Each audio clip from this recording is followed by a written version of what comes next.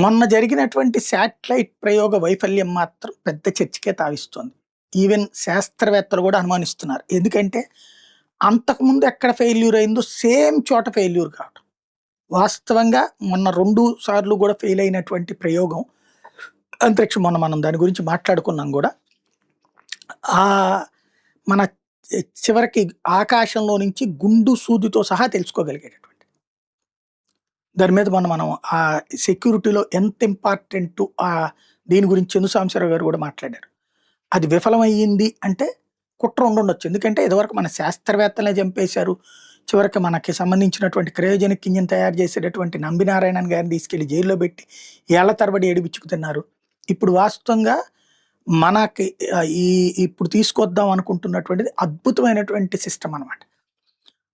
అట్టడుగున భూమి మీద ఉన్నటువంటి గుండు సూత్తో సహా కనబడేటటువంటి కెమెరా విజువలైజేషన్ అనమాట. అట్లాంటి ఎక్విప్మెంట్తో ఉన్నటువంటిది అన్నిట్లలో సక్సెస్ అవుతున్నది. ఇప్పుడే ఫెయిల్ అవ్వడం, అది కూడా సైన్యానికి వాడేటప్పుడు మాత్రమే ఫెయిల్ అవ్వడం.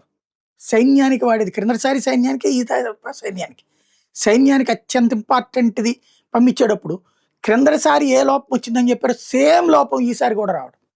ఇస్రో లాంటి అద్భుతమైన సంస్థకి సాధ్యం కాదు. సంథింగ్ ఏదో జరుగుతుంది. అది అంతర్గత ఎంక్వైరీ చేస్తున్నారు కాబట్టి అది బయట పెడతారు, చూడాలి. అదే కాకుండా ఇండియా టోటల్గా 50 స్పై శాటిలైట్స్ పెట్టాలనుకుంటుంది.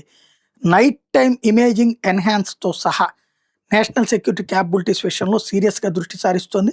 సర్వైలెన్స్ అనేటటువంటి దానికి ఇది చాలా ముఖ్యమైనది. ఎస్పెషల్లీ పాకిస్తాన్ బోర్డర్ కోసం ఈ చర్యలు తీసుకుంటుంది.